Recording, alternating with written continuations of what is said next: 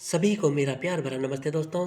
ये जो जंग चल रही है इजराइल और हमास में, ऐसा लगता है कि ये जंग इजराइल की और हमारे भारतीय मुसलमानों की चल रही है।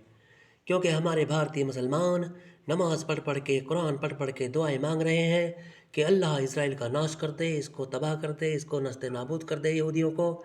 मैं ये पूछता हूँ कि हमारे भारतीय मुसलमानों की इजराइल से दुश्मनी क्या है भाई? कभी इज़राइल ने आपको गाली दी है?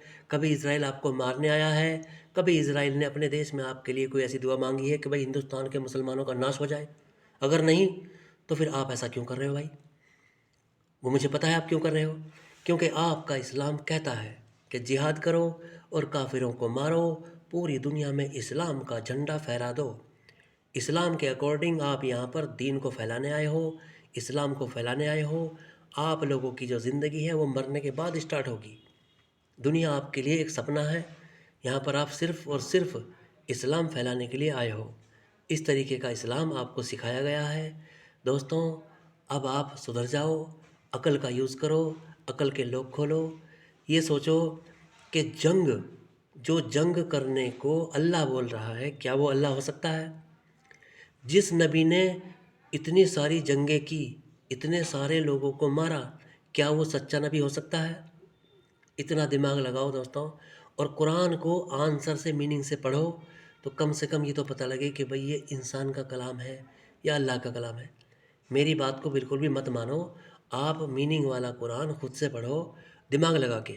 आपको पता लग जाएगा क्या कोई गॉड, कोई अल्लाह इस तरह की बात कर सकता है। और दोस्तों, ये जो जंग चल रही है, ये जंग पहले हमास ने हमला किया। हमला करने के बाद वहाँ के 750 लोगों को मार दिया, औरतें और बच्चों को मारा। 200 लोगों को वो अगवा करके ले गए, उनके साथ रेप किया, जाने क्या क्या जुल्म किए। वो तुम्हें नहीं दिखे, क्योंकि वो तुम्हारे दीनी भाई हैं। इस्लाम में इस्लामिक जो दीनी भाई होता है वो कुछ भी करे, वो रेप करे, मर्डर करे, धोखे से किसी को मार दे, उसके ये साथ होते हैं। और अगर कोई जवाबी कार्रवाई करे तब इनको प्रॉब्लम है। अरे भाई, कम से कम तुम ये तो देखो, पहले हमला किसने किया? भाई पहले हमला हमास ने किया, और हमास ने हमला करने के बाद इतने सारे जुल्म किए, उसके बाद उन्होंने जवाबी कार्रवाई की, आपको प्रॉब्लम हो गई। जबकि हमारा देश जो है वो इज़राइल के साथ खड़ा है, और आप लोग ये कहते हो कि हम सच्चे भारतीय हैं। अगर आप सच्चे भारतीय हो तो आओ देश के साथ। नहीं, आप नहीं आओगे, क्योंकि इस्लाम रोकता है, कुरान रोकता है आपका। कुरान में कहीं भी नहीं लिखा कि देश के लिए अपनी जान दो, या देश के लिए लड़ो, या देश के लिए मरो। कुरान कभी नहीं कहता। कुरान तो ये कहता है कि काफिरों को मारो, मरो तो शहीद कहलाओगे। यानी कि काफिरों को मारते हुए अगर मर जाते हो तो शहीद कहलाओगे। देश का कोई कॉन्सेप्ट कुरान में नहीं है दोस्तों। इसीलिए मुसलमान भाई हमारे 1400 साल पुरानी आइडियोलॉजी को ही मानते हैं, जो उस टाइम किताबों में लिख दिया गया बस वही सही है। चाहे वो रेप हो, चाहे वो मर्डर हो, चाहे वो लूटपाट हो। जो माले गनीमत मोहम्मद साहब लूट के लाते थे, अपने आप वो 20% रखते थे, एक हिस्सा अपना बताते थे, एक हिस्सा अल्लाह का बताते थे। उसको भी इन्होंने एक्सेप्ट कर लिया।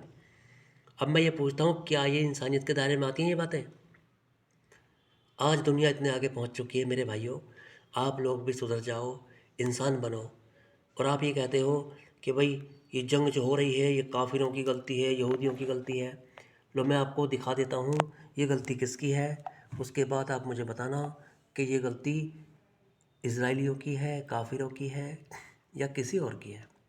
देखो, ये देखो दोस्तों, ये सूरह नंबर है 64, आयत नंबर है 11।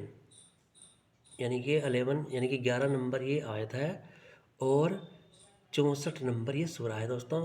ये देखो क्या कह रही है, जो मैं सूरह भी दिखा देता हूँ।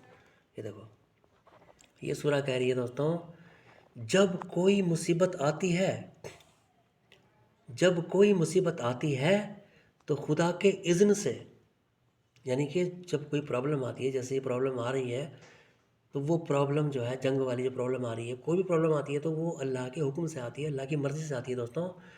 अब दोस्तों ये बताओ, ये कैसा अल्लाह है भाई, जो अपनी मर्ज़ी से ये जंग करवा रहा है, लोगों को मरवा रहा है ये, जबकि इसके पास बहुत बड़ी पावर है। किताबों में लिखी हुई है कि अल्लाह जो चाहे कर सकता है, अल्लाह बहुत बड़ा मेहरबान है और अल्लाह बहुत बड़ा पावरफुल है, और वो जो चाहे 1 मिनट से पहले यानी कि कुन फयाकून कहते ही हो जाता है। इस तरीके के डायलॉग लिखे हुए हैं दोस्तों।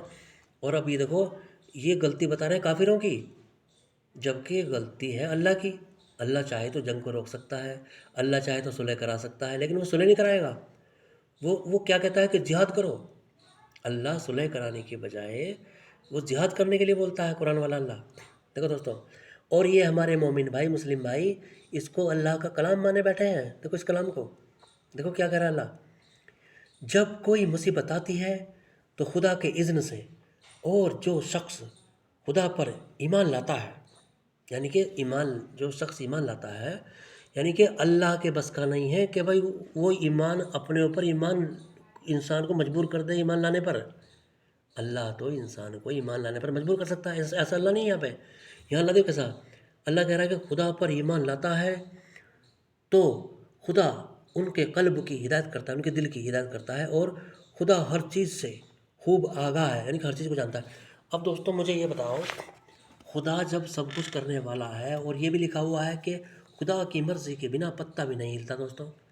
जब सारे काम खुदा की मर्ज़ी से हो रहे हैं, सारे रेप खुदा की मर्ज़ी से हो रहे हैं, कुरान के अकॉर्डिंग, कुरान के मुताबिक सारे काम अल्लाह की मर्ज़ी से हो रहे हैं दोस्तों, तो इसमें इंसानों की गलती क्या है भाई? अरे तुम्हें गलती बतानी है तो कम से कम अल्लाह की तो गलती बताओ। आपका कुरान डायरेक्ट बोल रहा है, आपका कुरान, कि हर मुसीबत जो आती है वो अल्लाह की मर्ज़ी से आती है।